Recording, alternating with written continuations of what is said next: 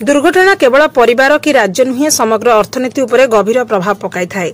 यह कौनसी व्यक्तिगत क्षति नुहे बरं सामग्रिक क्षति। तेणु मोर समस्त अनुरोध घर बाहर नहीं फेरिबा पर्यंत सड़कर समस्त नियम सठिक भाव पालन करंतु और सुरक्षित भाव घर को फेरिबा को निश्चिंत करंतु बोली मुख्यमंत्री मोहन चरण माझी सुन दुर्घटना दिवस शुभारंभ अवसर में उद्बोधन दे कहिसेंति। सड़क रे जाउतबा प्रत्येक व्यक्ति सुरक्षित जीवन पई एक सामूहिक प्रतिबद्धतार संकल्प स्वरूप आईआईटी माड्रास सहयोग रे आज आरंभ होइछि जून 28 तारिख पर्यंत सुन दुर्घटना दिवस।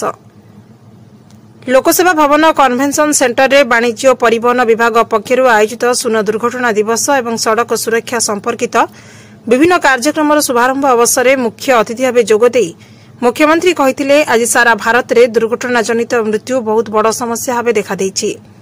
आम देश में दुर्घटना वशतः प्राण हराउथुबा व्यक्ति मध्यरु 75.2% कारण हेउछि द्रुत गति रे गाड़ी चालना।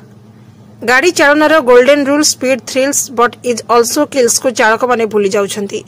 एथिसहित भूल पार्श्व रे गाड़ी चालना, मद्यपान करी गाड़ी चालना और गाड़ी चालना समय मोबाइल व्यवहार जोगु दुर्घटना जनित मृत्यु मध्य घटुछि।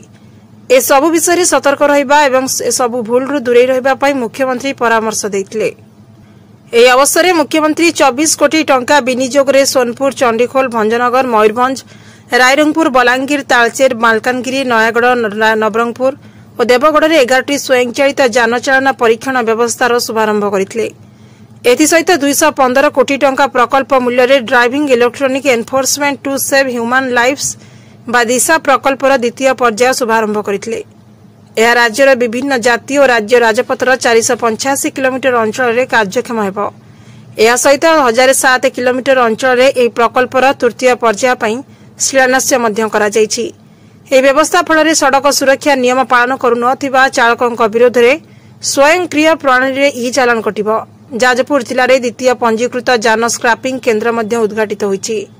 Bureau report Shri news.